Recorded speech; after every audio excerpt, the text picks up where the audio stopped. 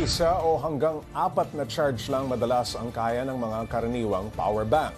Pero ang gawa ng isang Pinoy, angkop daw para sa mga sundalo dahil kayang tumagal ng 1 hanggang 2 linggo.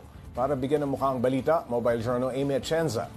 Solar-powered at gawa lang sa mga simpleng wiring at mga plastic container. Yan ang SolarRev power bank generator na nilikha ng isang Pinoy para sa Armed Forces of the Philippines. Karaniwang problema raw kasi ng mga sundalo ang kawalan ng kuryente sa kanilang mga deployment. Usually pag cyber defense, may mga off-grid na activities yan eh. Ang problema with the off-grid activities, ang aasahan mo lang, generator na maingay or other source ng kuryente. May iba't ibang version pa nga ito.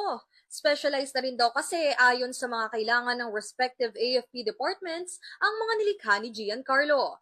Mayroong version para sa Philippine Air Force at pati na rin sa Philippine Navy na umabot na nga raw ang paggamit nito hanggang West Philippine Sea. At ang best version nila, isang shockproof at bulletproof power bank generator. Especially this one, ito yung bulletproof and shockproof na version. So, ito yung ginagamit naman for mga ranger operation, actually special forces din, marines, kasi shockproof, waterproof, bulletproof yung harap niya, may plate yan sa loob. Tsaka yun nga, ito yung usual na drop test namin sa mga event. Kung gusto mo makita, yung iba tinatapon pa yan ng mas mataas, pero dito kasi mababa lang. So yan, naka-on. Sa iba, kung international yan or commercial, sira na yan. Ito, buo pa rin.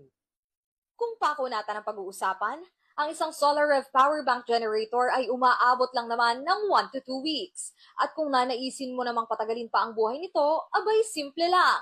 Kailangan mo lang ng solar panel at matic na magre-recharge na agad yan. Kayang-kayang gamitin hindi lang para sa military forces, pero pwede rin pati sa mga mahilig mag-hiking at long trips ng barkada.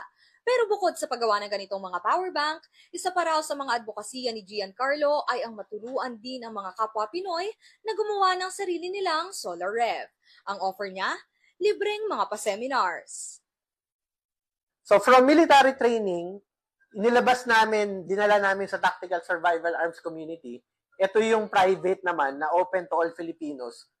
Sponsor naman ng Arms Corps to. So free yung mga lectures dyan, ginagawa yan sa mga malls. Marami pang developments ang plano ni Giancarlo. At ang pinakamahalaga, maipalaganap niya ang kanyang kaalaman at kasanayan sa bawat Pilipino.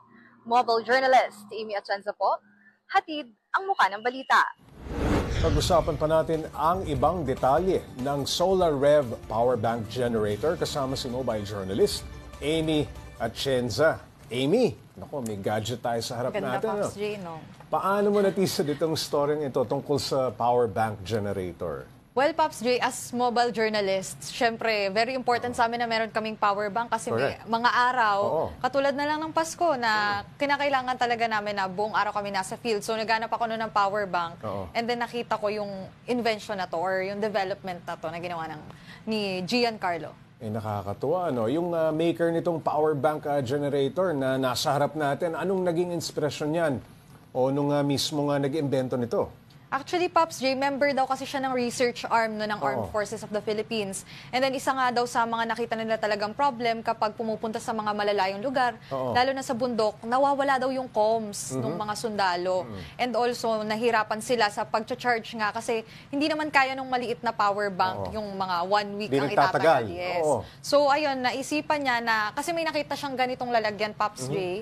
So, parang sabi niya, why not gawin natin siyang compartment and at the same time, parang power bank din na pwedeng dikitan itong mga solar panels. So ito existing to na carry case na plastic tapos minodify niya. Yes, Pops. Itong dala mo na nasa harap natin, pwede bang ipakita natin? Marami bang pwedeng maitulong ito maliban sa charging? Actually, Pops J, meron din siyang flashlight dito. Baka lang masilaw kayo pero ayan. Ayun. Pag binubuksan nyo, ayan, may flashlight siya. Okay. Tapos, ang kaibahan nito, Pops J, ano siya, may Bluetooth.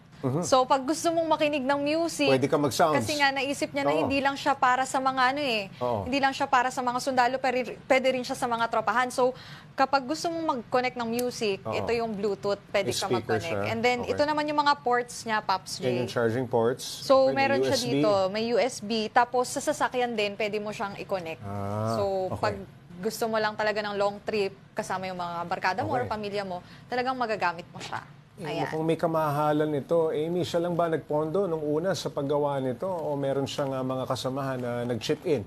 Privileged enough naman siya, Pops J, na natulungan agad siya ng Armed Forces of the Philippines, pati na rin ng Arms Corps para mag-supply ng mga Mapondohan. plastic. Okay. Yeah, yung mga lalagyan na Yung to. mga cases. So, hindi siya masyado naglabas ng pera, pero syempre, meron pa rin galing sa sarili niyang bulsa para maglabas. At actually, presyo nito, Pops J, 3K sa merkado. 3K. Ito ba waterproof o syempre exposed ko sa elements? Yan ba pagka nabasa o gagana pa rin? Ang maganda dito, Pops J, ito daw mga plastic na to, hindi daw mabilis maano talaga ng temperature. So, mas ano siya sa weather. Oo. So, nag-a-adapt siya sa weather. Pero meron din siyang ibang versions na shockproof talaga. Katulad na nakita natin kanina, nung binaksak niya talaga, parang mas masisira pa yung floor kaysa dun sa mismong lalagyan. Bulletproof pa nga raw Yes, bulletproof Oo. pa. So, pwede din siyang maging compartment talaga kasi may mga plates daw talaga silang inattach doon para maging bulletproof. Amy, 1 hanggang 2 linggo ang kaya nitong itagal. Ano?